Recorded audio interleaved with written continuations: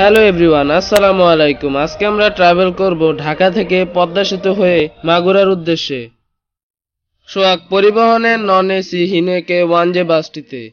প্রায় ৮০ লাখ টাকা মূল্যের এই জাপানি হিনোকে ওয়ানজে নন এসি বাসটিতে ভ্রমণ করায় আমি ঢাকা থেকে মাগুরায় কি কি সুযোগ সুবিধা পেয়েছি এবং রাস্তায় কি কি সমস্যা হয়েছিল, তাছাড়া পদ্মা সেতুতে কি দেখতে হয়েছে আমাকে, এই নিয়ে সম্পূর্ণ বিস্তারিত ভ্রমণের অভিজ্ঞতা শেয়ার করছি আমাদের আজকের এই ভিডিওতে। সম্পূর্ণ ভিডিও জুড়ে আপনাদের সাথে আছি আমি ইব্রাহিম অমি। আর এই সম্পূর্ণ ভিডিওটি এমনভাবে তৈরি করার চেষ্টা করেছি যেন আপনিও দেখে মনে করতে পারেন যেন আপনি আমার সাথে ট্রাভেল করছেন। আশা করছি আমাদের আজকের ভিডিওটি আপনাদের কাছে অনেক অনেক বেশি ভালো লাগবে। তো আপনারা আপনাদের বন্ধুদের মাঝে শেয়ার করেন, লাইক করেন। আর যারা আমার এই চ্যানেলে নতুন তাদেরকে অবশ্যই ক্ষমার দৃষ্টিতে না দেখে বলছি, আপনাদের পায়ে হাতে ধরে আপনারা যেন আমাদের চ্যানেলটি সাবস্ক্রাইব করে পাশে থাকেন। আপনাদের একটি সাবস্ক্রাইব আমাদের নিত্য নতুন ভিডিও বানাতে অনেক অনেক বেশি উৎসাহিত করবে। তো আপনাদের সাপোর্ট আমাদের অনেক অনেক বেশি প্রয়োজন। তো কথা না বলেই ভিডিওটি শুরু করি।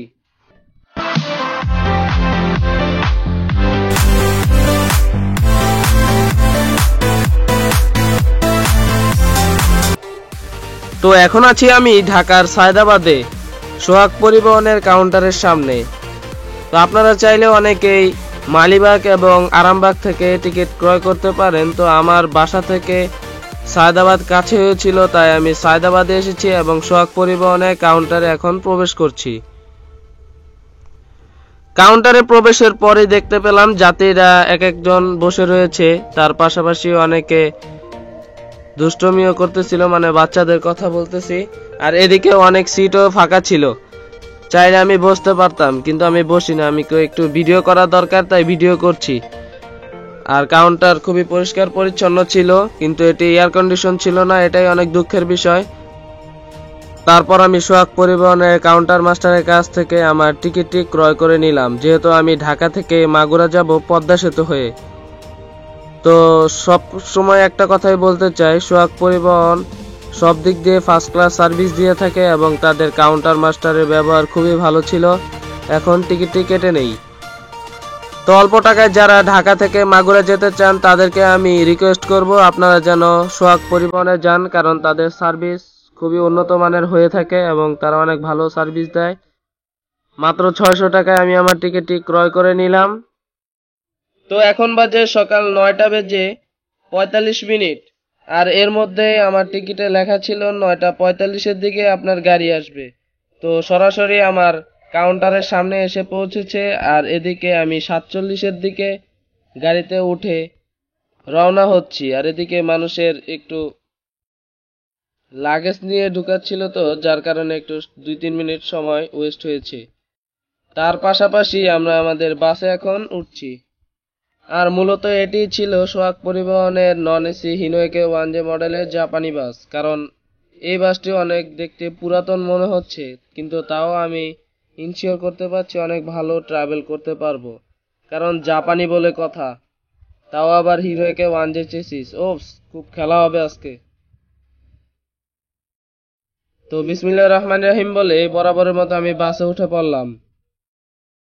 তো আমার সিটটি ছিল এটি, সবার শেষের সিট ছিল, তাই দুঃখের কি কথা, এখানে বসতে হচ্ছে।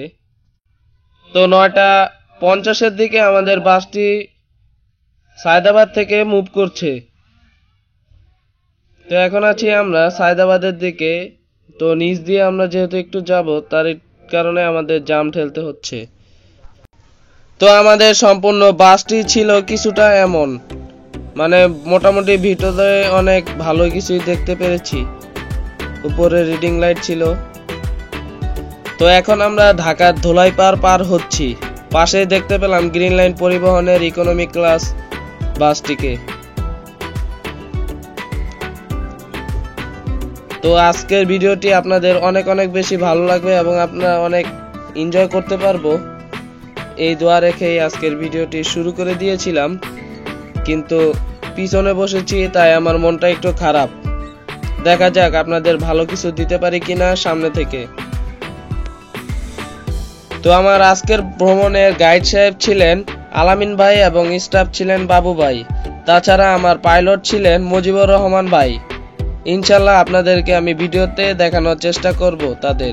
ও মাই গড, আমরা এখন পদ্মা সেতু টোল প্লাজার দিকে এসে পড়েছি। টোল দেওয়ার আগেই দেখতে পেলাম ইমাদ পরিবহনের একটি বাস, সে লেন পাল্টিয়ে আমাদের লেনে এসে পড়লো। সমস্যা নাই, এজ এ বাস লাভার হিসাবে এইসব কোনো গোনায় ধরাই মনে করি না। তো সবাই একসাথে ট্রাভেল করব এই আশাই রাখি।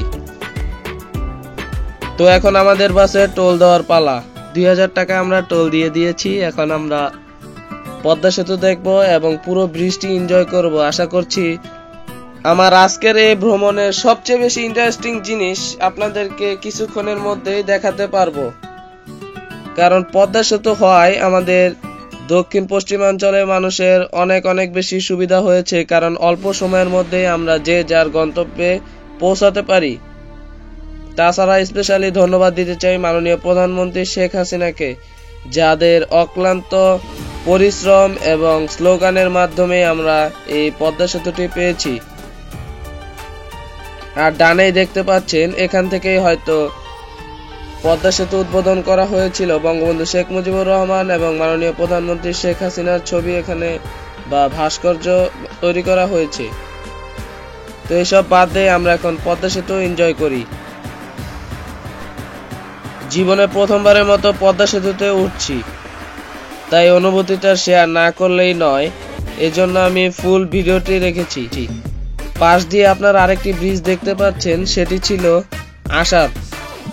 আর পদ্মা সেতুতে উঠেই আমার একটা ব্যাড এক্সপিরিয়েন্স ছিল, সেটি ছিল পদ্মা সেতুতে উঠেই আমি দেখতে পেলাম ব্রিজের উপরে জাম লেগে গিয়েছে, যেটা আমার জন্য খুবই খারাপ একটা ভাগ্যের ব্যাপার ছিল। কারণ এত চিন্তা ভাবনা করে আসলাম যে পদ্মা সেতু পুরোটা খালি এনজয় করব, আর এদিকে দেখতে পেলাম যে অনেক যানজট আমাকে ঠেলতে হচ্ছে। তাছাড়া উপরে দিয়ে দেখতে পাচ্ছি যে পদ্মা সেতু খুব নিট অ্যান্ড ক্লিন ছিল। পাশাপাশি বাংলাদেশ সেনাবাহিনী দিনরাত পদ্মা সেতুর উপর পরিশ্রম করে যাচ্ছে। আর এদিকে বাস থেকে সবাই স্বপ্নের পদ্মা সেতু দেখার জন্য বাসের সামনে এসে বসেছে এবং ভিডিও করছে। তাই আমিও ভিডিও করছিলাম তাদের দেখা দেখি, আর তাদের আগে থেকেই আমি ভিডিও করছি, হয়তো তারা আমার দেখা দেখি ভিডিও করছে। এদিকে বাসের সবাই মানে যাত্রীরা যারাই ছিল না কেন, তারা অনেক অনেক বেশি এনজয় করতেছিল গ্লাসের বাইরে থেকে। তাই আমিও তাদেরকে একটু দেখানোর চেষ্টা করেছিলাম। চলুন এবার আমরা পদ্মা সেতুর কিছু সিনেমেটিক এবং এরিয়াল ভিউ দেখে নেই, তারপর দেখি পদ্মা সেতুতে কি কি হয়।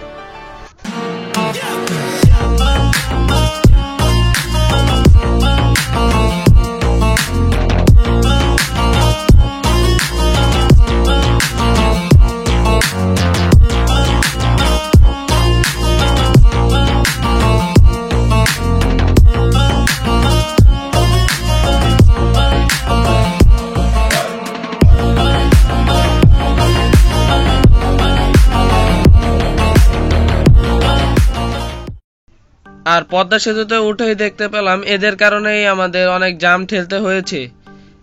বিশেষভাবে নির্দেশনা দেওয়া হয়েছে পদ্মা সেতুতে যেন কেউ না নামে। তারা টিকটক করতেছিল আর উল্টা ফাজলামি করতেছিল। তো সেনাবাহিনী তাদের পিছনে ধাওয়া করছে। তো দেখা যাক কি হয়। শুধুমাত্র এই 4-5-6টা গাড়ির জন্য আমাদের অনেক অনেক বেশি কষ্ট করতে হয়েছে, আর আমরা ভালো মতো পদ্মা সেতুটা এনজয় করতে পারিনি। তো পদ্মা সেতু থেকে এখন আমরা নামছি। আপনারা এই এলাকাটি দেখুন এবং এদিকে ব্রিজের কাজটি দেখুন কত সুন্দর করেছে। বিশেষ করে পদ্মা সেতু থেকে নামার পর দেখতে পেলাম এদিকের এরিয়া খুব সুন্দর ছিল, যা আমার কাছে অনেক অনেক বেশি ভালো লেগেছে।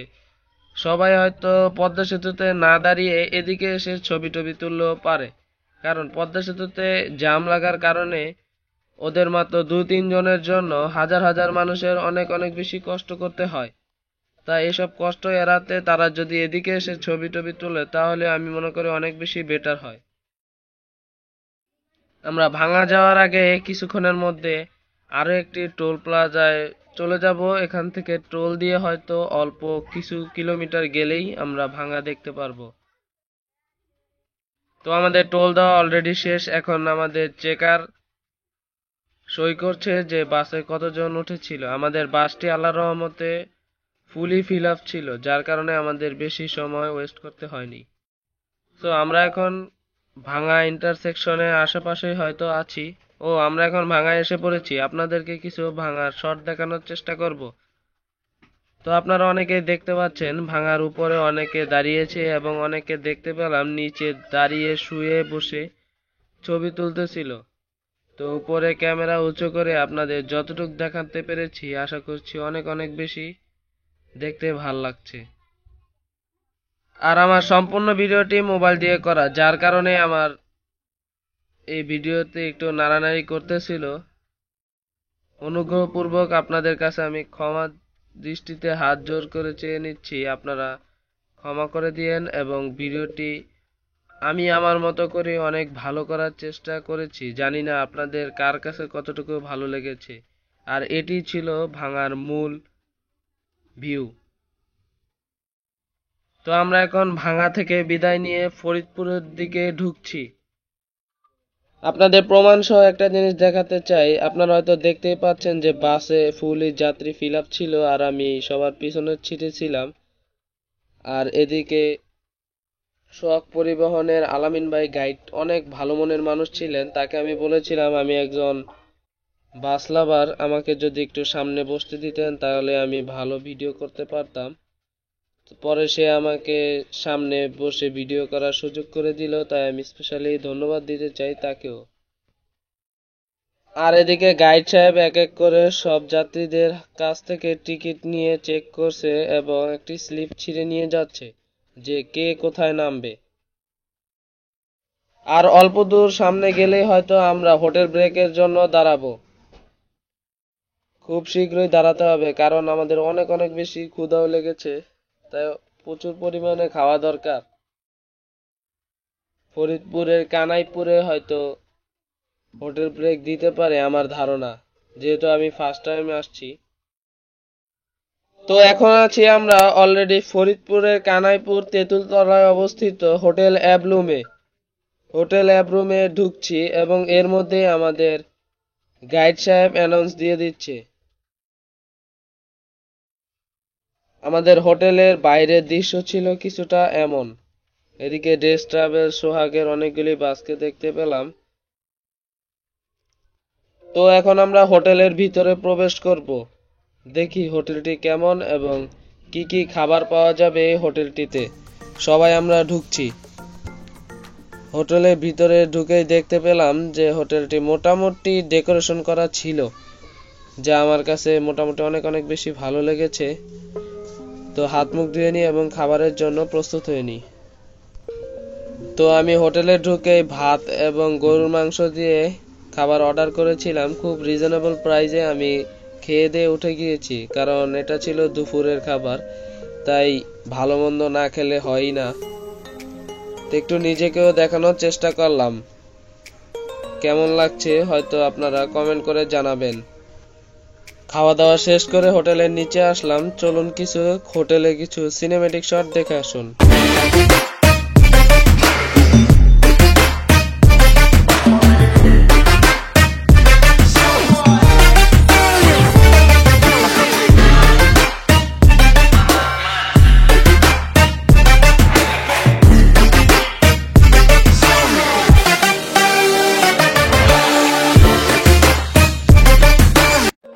তো খাওয়া দাওয়া শেষ, সোনার বাংলাদেশ করে ফেললাম। তো এখন বাসে ওঠার পালা। চাচ্ছি একটা কোক নিয়ে উঠি, তাহলে অনেক ট্রাভেলটি এনজয় করব আমি নিজেও। তো হোটেল থেকে এখন আমরা বের হয়ে যাচ্ছি। তা এই ছিল আমাদের সুপারভাইজার সাহেব, খেয়ে ওর পেট মোটা হয়ে গিয়েছিল। পাশ দিয়ে হানিফের RN গাড়ি দেখতে পেলাম এবং যে লাইনের এসি বাসটি হিনোকে 1J মডেলের। তো এখন আমরা আরও ইন্টারেস্টিং জিনিসগুলি দেখব এই রোডগুলিতে। তো চাচ্ছি আপনাদেরকে এই ভিডিওতে অনেক ভালো ভালো কিছু উপহার দিতে পারবো এবং পেরেছি বলে আমি মনে করছি। ইনশাআল্লাহ পরবর্তী আরও যেসব ভালো ভালো ভিডিও আসবে সেগুলোতেও চাচ্ছি অনেক ইন্টারেস্টিং জিনিস দেখাবো। তো বক বক কম করি। তো যাওয়া যাক, এখন দেখি কোথায় যাই। ভাই এটা কি, হুট করে দেখলাম আবার সোহাগ পরিবহনের সোহাগ ইলিট স্ক্যানিয়া মডেলের K360 মডেলের এসি বাসটি এসে পড়লো। তো চাচ্ছি তার সাথে কিছু পাঙ্গা নেওয়া যাক। তো আমরাও সোহাগের ব্যানারের এসি ভিএস নন এসি দেখা যাক কোনো খেলা খেলতে পারে কিনা। তার পিছে পিছে আমরা দৌড়াচ্ছিলাম, কিন্তু কোনো তাকে সাড়া দিতে পারছিলাম না। তো আমি আমার ব্যাক গ্লাস দিয়ে দেখতেছিলাম পূর্বাশার হিনোয়েকে 1J মডেলের বাসটি আমাদের দিকে উকি মারছে, সে আমাদের মনে হয় ওভারটেক করবে। তো পূর্বাশার কথা নাই বলি, যেহেতু ভাই ভাই রক্তের একটা পায়ে গেছি, তার পিছে পিছেই ঘুরি। তো আমার মনে হয় অল্প কিছু দূর গেলেই আমরা কানাইপুর বা গড়াই সেতুতে ঢুকে যাব। তো গড়াই সেতুতে যাব আর আপনাদেরকে গড়াই সেতু দেখাবো না, তা কি হয় নাকি? তো এদিকে সাইনবোর্ডে দেখতে পাচ্ছি বীরশ্রেষ্ঠ মুন্সি আব্দুর রউফের পৈতৃক ভিটা। তো আমার মনে হয় উনি এই রোডটি দিয়েই, মানে কিছু দূর সামনে গেলেই তার বাড়ি হয়তো, যার কারণে সাইনবোর্ড লাগানো হয়েছে। তো এখন আমরা সোহাগের পিছনে পিছনে গড়াই সেতুর টোল ঘর পার হচ্ছি। তো টোল দিব, তারপরেই আমরা দেখতে পাবো গড়াই সেতুর ভিউ। তো ডান দিক দিয়ে দেখতে পেলাম আবার মামুনের বাসটিও আসছে। তো এখানে লেখা ছিল যশোর খুলনা কোন দিকে কত কিলোমিটার, এত গোনার সময় নাই। বিশেষ করে আমার এই রোডগুলি অনেক অনেক বেশি ভালো লাগে, কারণ সবুজ বাংলার এই রোডে দেখলে মন জুড়িয়ে যায়। আর এই রোডের মধ্যে সবচেয়ে বেশি ভ্যান গাড়ি ট্রেন গাড়ি এইসবের কারণে। So guys, let's enjoy some Gorai সেতু সিনেমেটিক ভিউ।